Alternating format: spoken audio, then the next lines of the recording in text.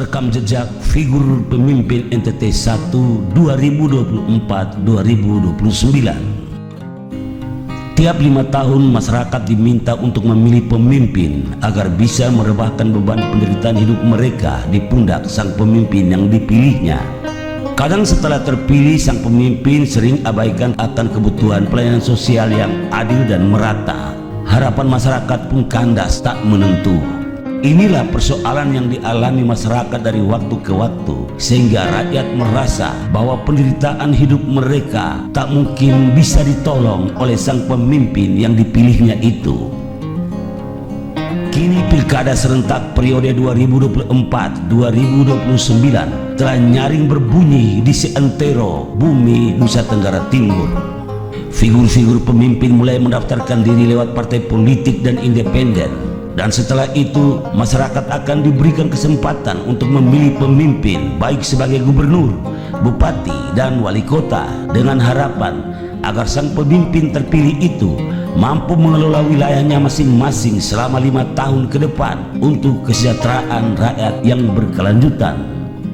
Di era globalisasi ini, masyarakat telah diberikan akses yang luas untuk mencari tahu rekam jejak para calon pemimpinnya lewat berita-berita online, medsos, televisi, sehingga pada saatnya tidak memilih kucing dalam karung, artinya memilih orang yang tidak diketahui baik dan buruk rekam jejaknya, memilih orang yang kulit luarnya dikemas dengan indah dengan ungkapan syair-syair mempesona, namun isi dalam hatinya rusak dan buruk karena hanya ingin berkuasa dan tak bergairah untuk memperjuangkan nasib rakyatnya yang terus dibelenggu kemiskinan hidup.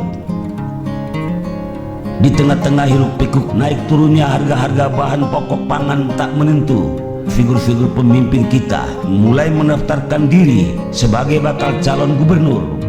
Putra-putri terbaik Nusa Tenggara Timur yang telah mendaftarkan diri itu tentunya dengan rela dan tulus mau membangun, mengangkat martabat masyarakat NTT menuju hidup yang berkecukupan, layak, sejahtera, adil, dan makmur. Masyarakat akar rumput pun mulai berbincang-bincang tentang nama figur-figur yang mereka anggap akan mampu mengatasi kehidupan mereka untuk 5 tahun ke depan. Figur-figur pemimpin NTT yang ramai dibicarakan itu antara lain anggota Komisi 4 DPR RI yang masih aktif, yaitu Yohanes Franciscus Lema. Yohanes Franciscus Lema memiliki karir yang cukup gemilang di panggung politik nasional lewat Partai Demokrasi Indonesia Perjuangan. Yohanes Franciscus Lema yang disebut Ansi Lema lahir pada tanggal 27 Maret tahun 1976, terpilih menjadi anggota DPR RI periode 2014-2024 dan kini terpilih lagi pada periode 2024-2029. Ansi Lema menjalani pendidikan di SD Katolik Santo Yosef 4 Kupang tahun 1982-1988, SMP Seminari Pius 12 Kisol Manggarai Timur 1988 sampai 1991, SMK Suradikara Ende 1991 sampai 1994, meraih gelar S1 Ilmu Politik pada Universitas Nasional tahun 1994-2000, meraih S2 pada Fisip Universitas Indonesia tahun 2001 sampai 2004, mendirikan Forum Kota di Jakarta tahun 1997 sebagai Ketua Senat Universitas Nasional tahun 1997-1998, kemudian menjadi anggota PMKRI Nasional di Jakarta. Karir yang dimilikinya adalah sebagai dosen Universitas Nasional tahun 2004 sampai sekarang. Pernah menjadi penyiar TVRI Nasional tahun 2007 sampai tahun 2015 dan menjadi direktur politik Patra Government tahun 2017 sampai 2019. Perjuangan yang dia lakukan sebagai anggota DPR RI selama ini adalah memperjuangkan Rumah Sakit Universitas Indonesia yang berkelas dunia untuk melayani kesehatan bagi seluruh masyarakat, memperjuangkan usaha penangkapan ikan yang maksimal dan terukur untuk kesejahteraan masyarakat nelayan di NTT, mendorong petani milenial menuju pertanian modern yang berkelanjutan, memperjuangkan bantuan kapal penangkap ikan bagi masyarakat nelayan di Nusa Tenggara Timur, mendorong dan memperhatikan masalah konservasi sumber daya alam dan ekosistem di wilayah Gunung Mutiara TTS agar mendapat perhatian serius Menteri Lingkungan Hidup dan Kehutanan, mendorong Badan Standarisasi Instrumen Pertanian, Tanaman Industri dan Penyegar untuk melakukan kerja maksimal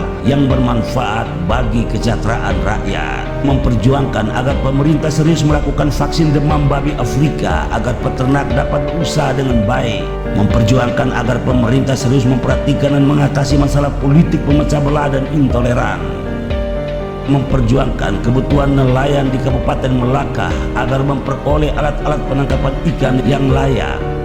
Ia juga memperhatikan benar masalah impor beras untuk kebutuhan masyarakat Indonesia, mendirikan kampung pisang di Melaka untuk pemberdayaan tanaman pisang menjadi pendapatan ekonomi masyarakat di Kabupaten Melaka.